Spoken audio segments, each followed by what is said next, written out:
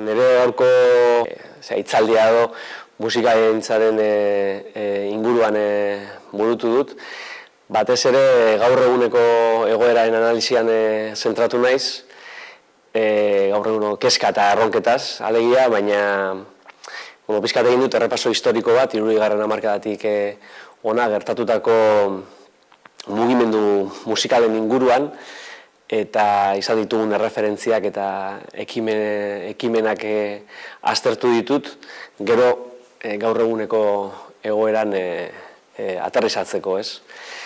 Iruditzen zaidana da, hamarkada ziklo ezberdinetatik pasatu garela, eta gaur egun bizi dugun egoera edo zikloa behintzat ixtera doala, ez? Nolabait, musikagintza gaur egun edo orain arte ulertu dugun bezala bukatzera doala, ez? Eta beste birsortze edo berrasmatze baten atarian edo behar bada beharrean gaudela, ez? Eta iruditzen zaidana da, orokorrean industria eta zenbait sektore ari direla mugitzen, zentzu hortan, baina musikariok pixkat begira ez ote gauden, ez? Bintzat, kezka hori daukat, ez? Bakoitzak bere bidea egiten duela individualean, egia da gaur egun albide eta teknologia berriek, bide berriak ere eskaintzen dituztela, eta horiek aprobetxatzen badakigula, baina kolektibo bezala uste dut utxune eta gabezia handiak dauzkagula, ez? Ez dakagu erreferente kolektiborik, ez dakagu elkarterik, dauzkagun keskak eta erronka konpartitzeko, eta nik uste dut hori ez dela ona, ez? Eta bigarren atal batean aztertu dut, euskeraz sortzeak dauzkan abantaila eta desabantailak, edo euskal sortzaileon errealitateari buruz gogeta bat egin dut, eta baita ere komunikabideekin eta daukagun harremanari buruz, ez? Eta hori izan da pixkat gaurko nire hitzaldiaren hildoa. Euskal musikaren inguruan saiatu gara gaurko bilera honetan, batez ere herri musikaren eta euskarazko testua daramaten kantuen inguruan, beraren osasuna eta nonbait bere industria eta industriaren bilakaera, gaurko konsumoaren bilakaera, eta hortik ze perspektiba sortzen da euskal musikarekin. Egia esan, aitortu behar izan dugu, musikak pisu simboliko desentea galdu dauela azken urteetan, nonbait bere konsumo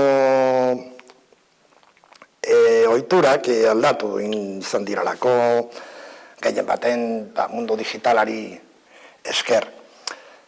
Gaur egun jendeak lehen baino askoz gehiago daki musikaz, eta edonork eduki aldau musika nahi beste, eskura, inolako esfortzurik egin gabe, eta horrek nonbait devaluazio mota bat sortu duela, nonbait hain doainekoa den kontu horrek ezin du hainbeste edo lehen zeukan garrantzi bera.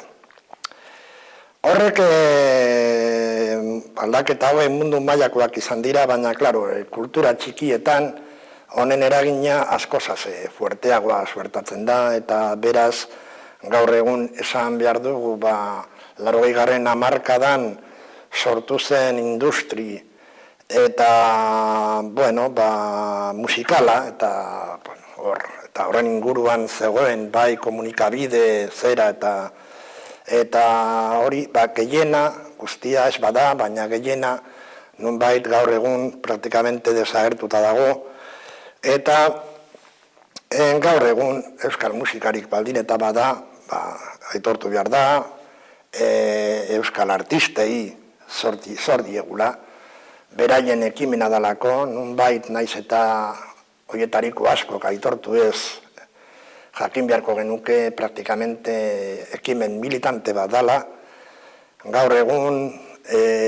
sortzaileek eta batez ere gaztiek ez dute bakarrik kantuak sortu eta eman eta kontzertuak eta hortan dana entregatu eta eman, baizik eta arduratu behar dira beren disken ekoizpenekin, grabaketa eta txarrena eta segurazki gogorrena horren merkaturatzeko prozesuarekin, eta hori hain zuzen gaur egun da desagertuta dagoen katiega bat, nun ja disketxe edo disko denda txikirik gertatzen ez dela, disketxeak praktikamente existitzen diren gutxi horiek, musikarien lanari esker mantentzen dira eta apur bat ari dirala musikariek disketxeak erreskatatzen, eta nonbait horrek panorama nahiko ilun eta beltza uzten dio euskal sortzailei. Hala ere, esanin behar da, bide berriak hasi dirala eta hainbat gaztek eta beraien artean elkartu eta elkarren artean eta autogestionuan oinarritutako proiektu interesgarriak badirala, nola Bide Huts, Bonberenea eta Upaka eta beste batzuk. Eta, euskal musikaren etorkizuna euskararekin lotua eta temporaldi baterako horki izango da.